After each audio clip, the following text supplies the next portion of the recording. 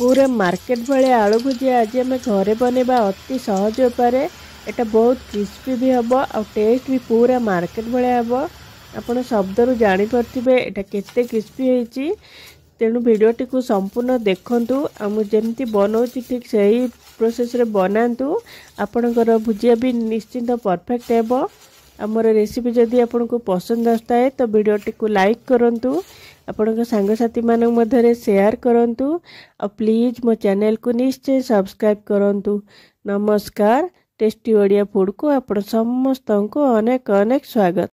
भुजिया बनाई मुझे 4टा सीझा आलू नहीं एमती मीडियम साइज आलू। आलूटा आम बिल्कुल गरम यूज करवानी। जितेबाला भी यहाँ बनइबे तार 3-4 घंटा आगु सीझेकी पूरा ठंडा करदे। पूरा ठंडा आलू ये यूज करवा। मुझे चोपा छड़ेकी नहीं एबे गोटे ग्रेटर साइज कोरिबा, जोटा सबुठ छोट ग्रेटर पतलाटा जोटा से ही कोरिबा। एटा कोरिबा जमती टिके गोटा गोटा जमती न रहिबो। गोटा गोटा रहिले आम जो छांचरे पुरेबा गेटा होगी बाहरबनी बाहर को। तो यहाँ को आम पतला ये करवा। देखो मुझे सबू जाक कोरीदे आलू को सब कोरीदेली आलू जाक। एबे मुझे गोटे बड़ जगार ये अजाड़ देती। एबे अधा छोट चामच ये हलदी गुंड देली, लुण स्वाद अनुसार देवे। आउटी काश्मीरी लंका गुंड मु गोटे छोट चामच दौची। आउटी धनिया पाउडर गोटे छोट चामच दौची। और जीरा पाउडर अधा छोट चामच दौची। एटी मु मैगी मसाला जो मैजिक मैगी मसाला 2 बड़ चामच एटी दौची। बहुत बढ़िया फ्लेवर आसीबो आलू भुजिया रे। आ 2 बड़ चामच मैं रिफाइन तेल दौची, जोटा कि हमर भुजिया पूरा क्रिस्पी हम। एटी मु बेसन 2.5 कप मु यूज करची। पूरा छाणी की नेबे बेसन चलेकी पूरा पाउडर नेबे तारे बिंडा गोटा गोटा न रहिबो। आ गोटे कप एटी पकेली। एबे आउ आस्ते आस्ते एटा पकेबा आधा आधा कप करिकी एकाथरे सब पकई चकटिबेनी। आधा आधा पकई गोलौथिबा।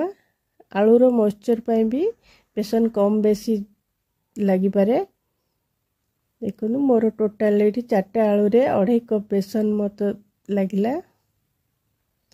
ये मु 2 कप यूज कली। तापर मु आधा कप आउ पकई जादरे। देखो एमती पूरा डो ये टाइप रो डो पूरा बनेबे। जमती बेसी टाण हेनी बेसी नरम हेनी। आ गोटे चामच तेल देकी माको भल कि चकटी देली। भल कि गोले दौची। आ गोटे पर्सन नेबे तार एतिकी ताको भल कि दलिकी आम एटा मेसीन ने भर्ती करवा। मेसीन ने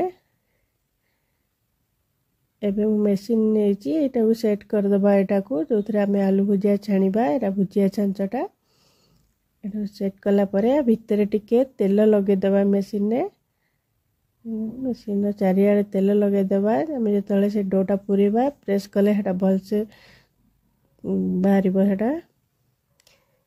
एटारे भी मुझे लगेदेली।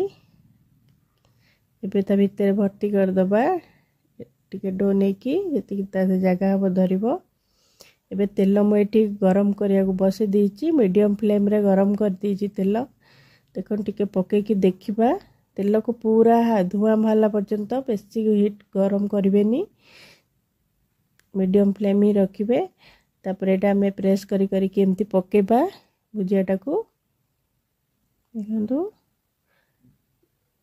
जी आपणकर कड़ाई रे जगह हम तेल अनुसार आप देखिकी पकेबे। तापर एक्स्ट्रा मैं कंची एमती काटी दौची। आपको लो टू मीडियम फ्लेम रे करेंगे। हाई फ्लेम बिल्कुल देबेनी नहीं तो पूरा पोड़ी जीवो। लो टू मीडियम रे एडजस्ट करके करेंगे। अधिका तेल गरम हो जाउथले ताको लो कर दउथिबे। एटा गोल्डन कलर हवा पर्यंत एटा छाणीबा। देखो केते बढ़िया कलर आसीगला। एटा फटाफट भी हो जीवो, बिल्कुल भी लेट हेबनी। गोटे मिनिट भितर ही हो जीवो। देखो मु आउ थरे पकेकी आपन को देखौची। एमती पकेबे प्रेस करिकी जितकी जगह हम से पकेबे से स्टॉप करदेबे। आ टिके तलपटा हो गला परे उल्टै देबे। देखो मुझे बाहर कर आनली देखु यार शब्द शुणिकी आप जापे एटा केते क्रिस्पी और टेस्ट भी बहुत बढ़िया होता आपण एटा बन की गोटे एयरटाइट डब्बारे रखीदे 2 मास पर्यंत किसी भी खराब हेबनी और पिला माने तो बहुत एटा पसंद करेंगे बड़ माने भी बहुत पसंद करेंगे आपण एटा थरे निश्चय बनातु और केमती मते कमेंट माध्यम निश्चिंत जनातु आमर वीडियो जदि आपको पसंद आसे तो वीडियो को लाइक करंतु शेयर करंतु आउ प्लीज मो चैनल को निश्चय सब्सक्राइब करंतु आज रोची पुणी आसपी आउ गोटे नुआ रेसिपी नहीं कि बाय बाय।